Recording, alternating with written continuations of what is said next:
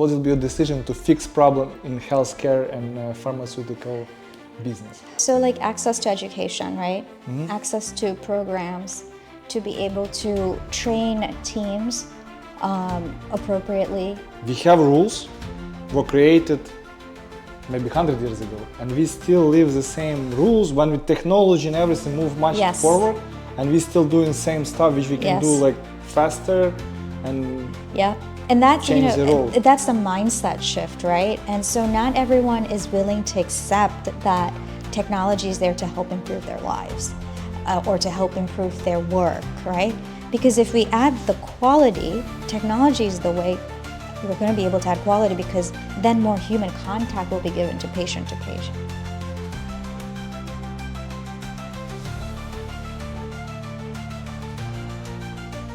I'm happy to be here today and have a conversation with my good friend from Kellogg, Kavita. Thank you, Roman. I'm excited to have this chat. Yeah, and I don't have that many female in my vlog, unfortunately, but we'll get more.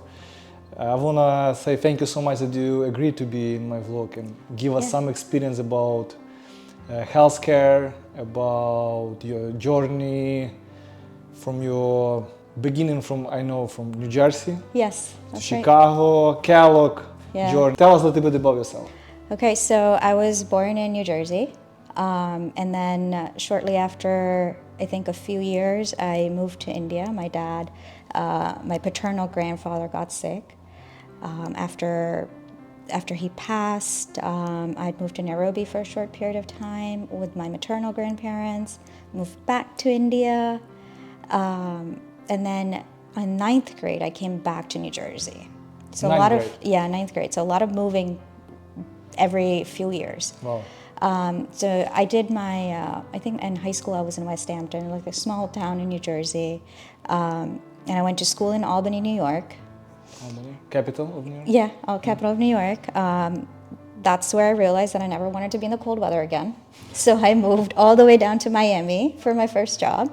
And I loved Miami.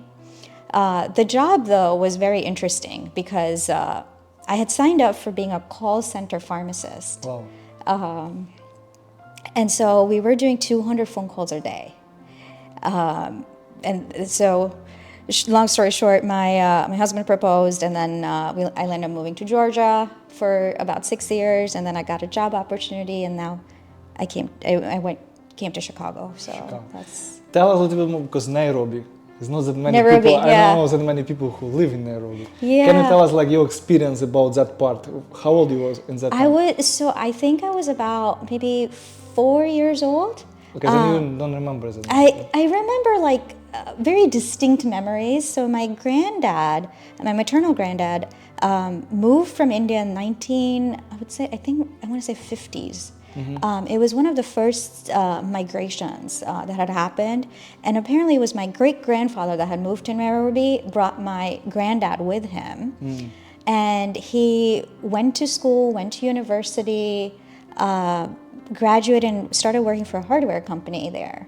And so my childhood memories are going to warehouses of like manufacturing facilities and the distinct smell of like a warehouse. Wow. Right? And coming home, and my grandmother loved to cook. So she was always either in the kitchen or she was like around the dining table, just overly feeding everyone.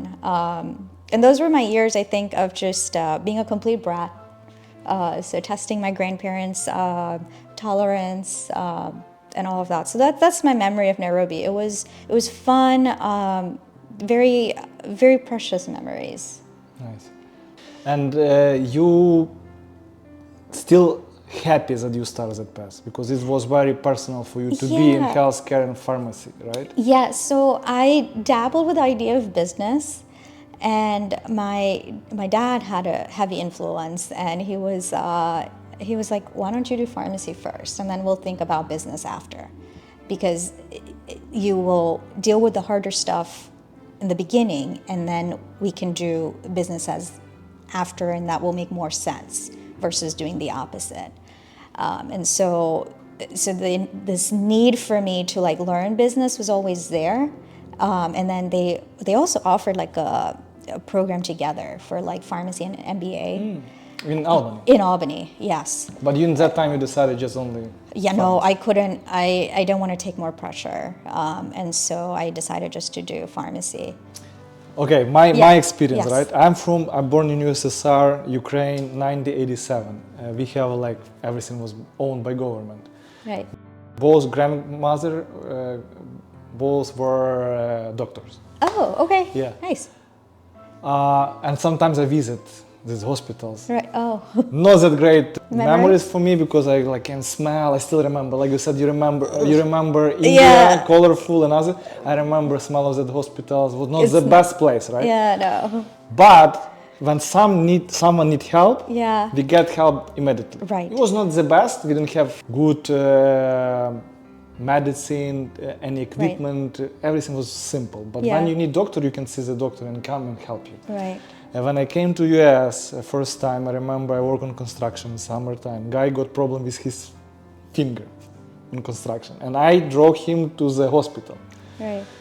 And we came to Cook County, and we wait like for 5. He was still half without finger.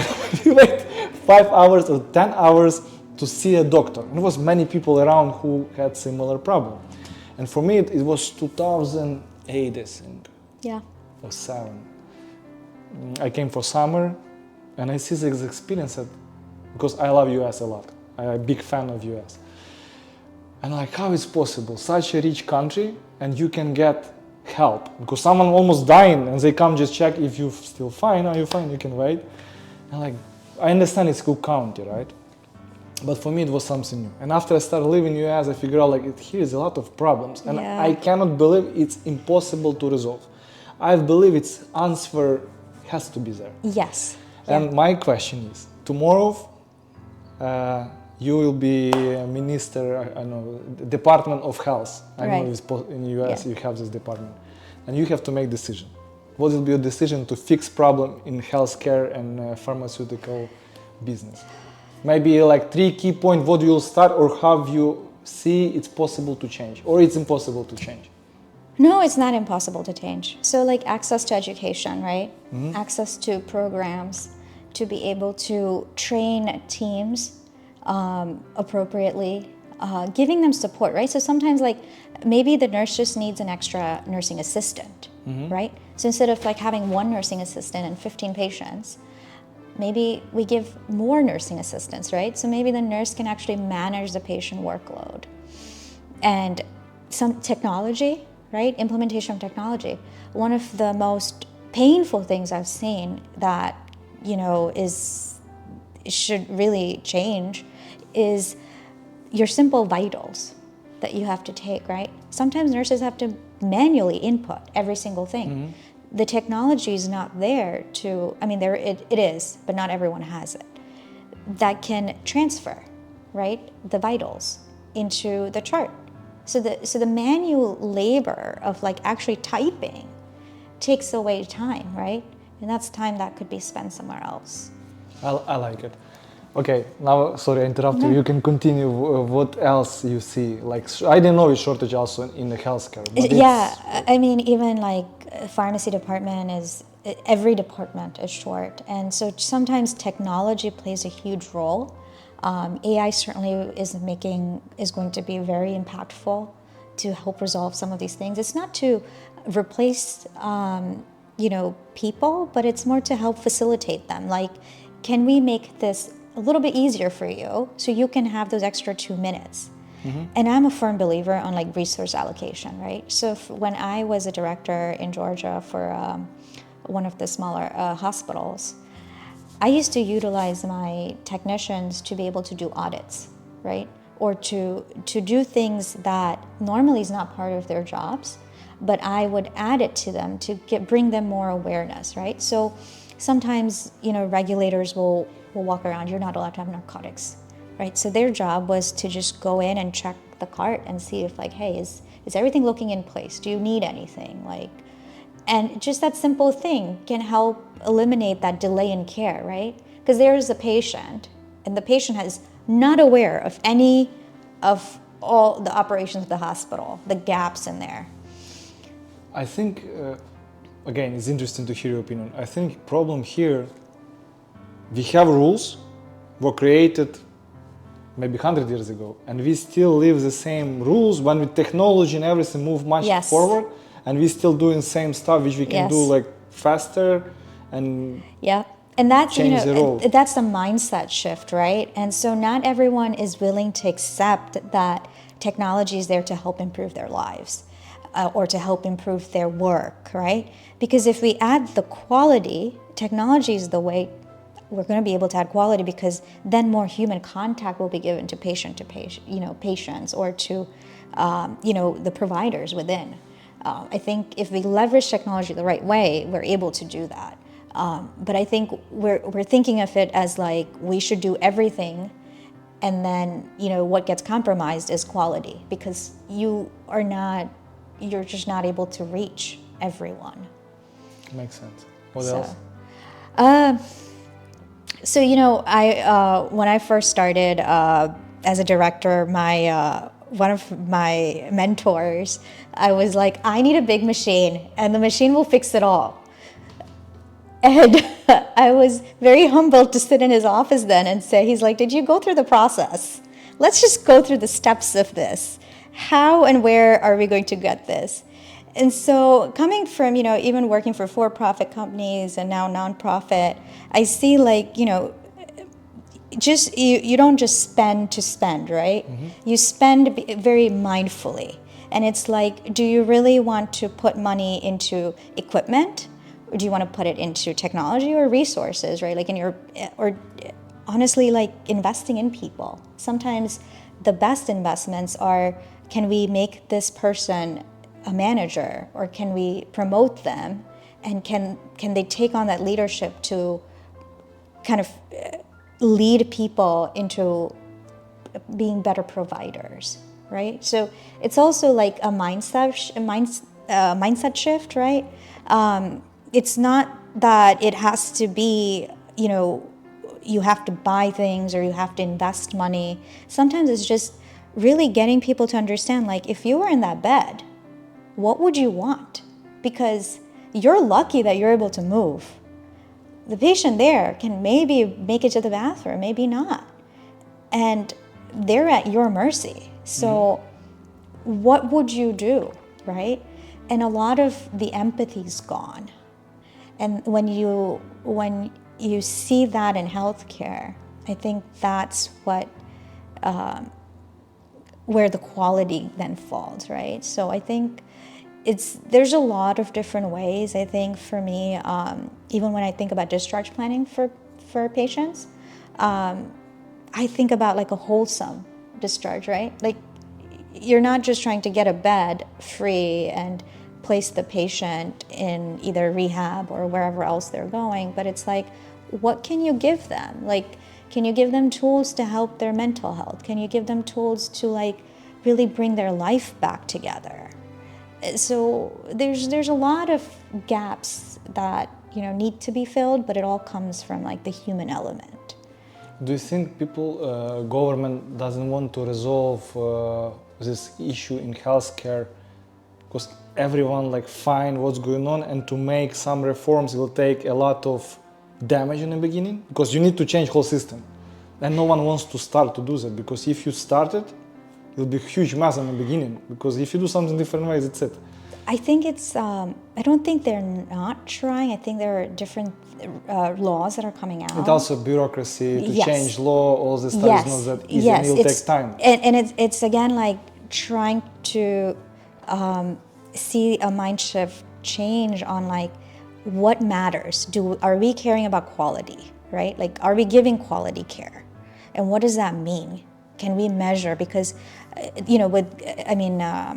government funding, right? Like, are the reimbursed? So one of the very basic things that I should have mentioned was, so I was in charge of antibiotic stewardship in Georgia, one of the hospitals there, right? And what I learned was, you can get infections, hospital-borne infections like blood infections or urinary infections, anything like that, that could be hospital caused, right? Mm-hmm. So if that happens, then what caused that to happen, right? And how do we get people to, like, how do we get hospitals to be reimbursed, not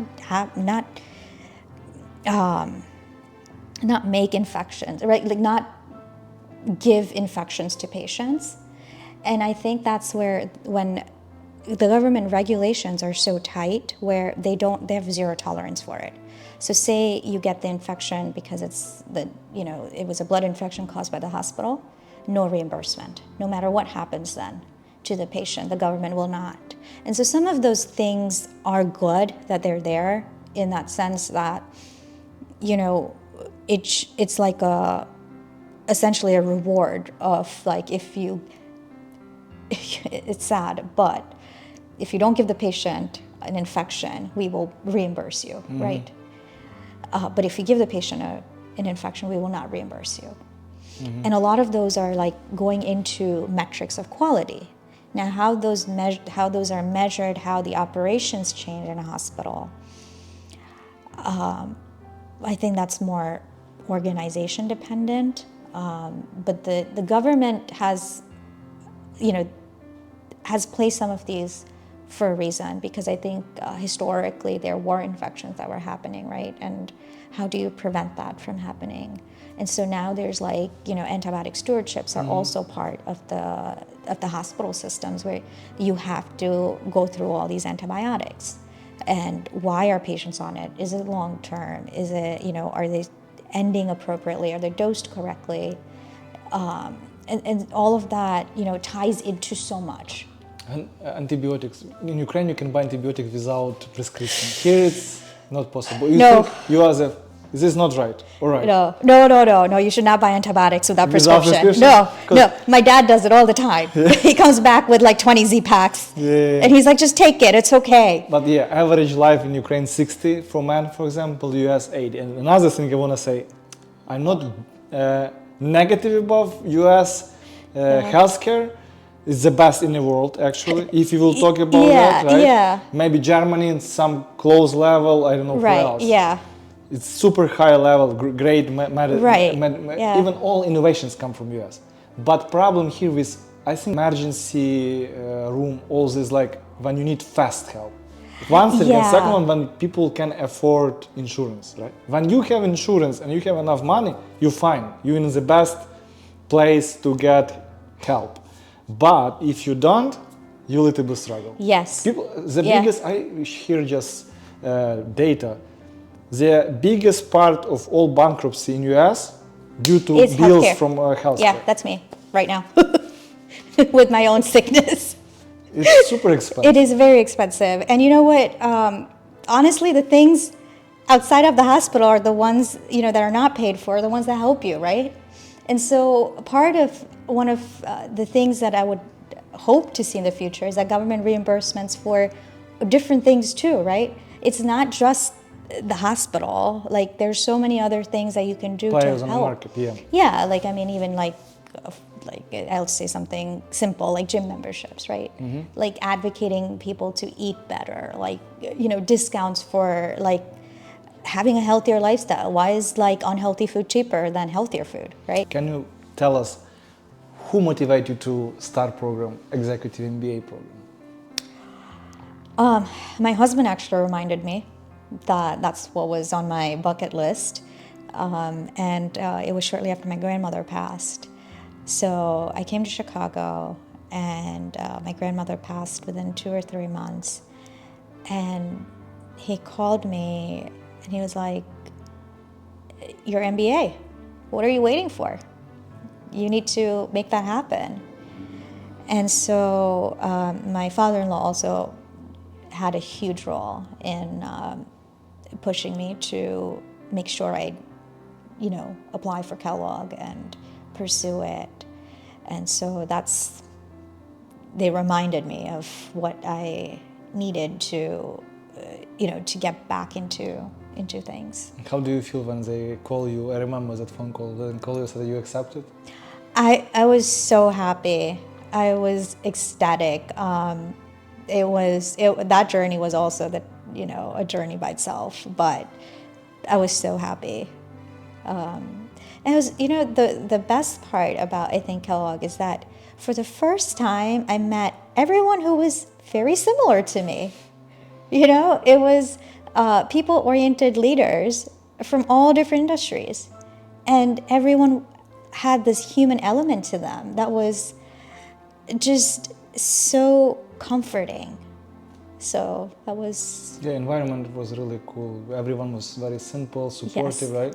Yes. It was like no one tried to No. be aggressive or something. No. We just came, all new people around. Yes, it was.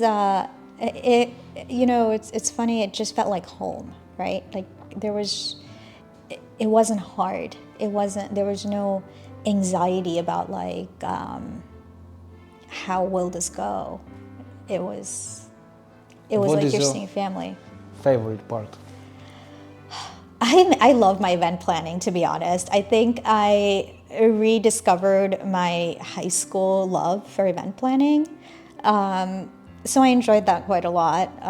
But it was really the people, getting to know everyone's story, like the journeys they've been through, and then just having fun, right? Like there was no, you could talk about literally anything, and it would be okay. Yeah. There was no, you couldn't talk about X, Y, and Z. Favorite classes? 3. Oh, I certainly like marketing a lot. Which professor? Well, I liked all of them in different ways, but I think Chernev's classes were... Another person said yeah, were very interesting and fun. So I do remember his classes. Finance was also... so I only did half part of M&A, and I think I loved that so much. M&A with Jose, yeah. I love him. Yeah. People said you have to join his class because Yes. you will love him. But I didn't. I think in the 4 days that I spent there, I learned so much. I think everything just clicked. What else? All of them. Strategy. I like strategy a lot too, actually. Swinkles. Mm-hmm. So Boyne case, no? Yes. Strategy? Yeah. Okay. Yeah. Boyne place. Yeah. And I think I really enjoyed strategy, but to be honest, all of them held a very special place. Like it was, from a pharmacist standpoint, everything new. Nothing was something that I had any knowledge about in the back, right? So it was fun. I mean, finance itself was what I thought MBA was, and I learned so much more than that. Accounting was also, Finn's class was, I truly enjoyed Finn's class so much. Forensic accounting, and that's strangely, that's part of the job that I do now too. Right? Yeah, I am dabbled into accounting as well for pharmacy, so it's fun. It is great to hear a story of people from our cohort, right? Yes. Everyone going through these 2 years, when we have final speech, everyone says something. Yes. It was so interesting to hear what people went through, right? Yeah. And everyone had something. Family, business, health. Everyone was going through some kind of challenges. Yeah, and I think that's one. When you mentioned the new, anyone pursuing the MBA program or Kellogg, it's to be open, right, and to allow yourself to share, right, and let people share with them, because the journeys are difficult sometimes, and everyone has their own stories. So I appreciate 134. I appreciate you for taking the time out today. Thank you, Kavita, that you have me, and thank you that you share your story. I wish you to get better, healthy, back to the gym. Yes, thank you. Be strong and be so calm as you are. Yeah. It's great to be like that, to be patient. I'm very emotional, but thank you. You help people in a team probably to feel comfortable when you show that you present and you control the situation. Yes. And I just wish you to finish your book, because important when you start something to To finish, finish it, yes. I Don't will. worry about results, but you have to finish it. If Yes. first will be not that good enough, you can start a second one Yes. with all that experience. That is true. And I wish you all the best. Thank you so much. Thank you. Thank you. Thank you so Oh, much. thanks, Rohan.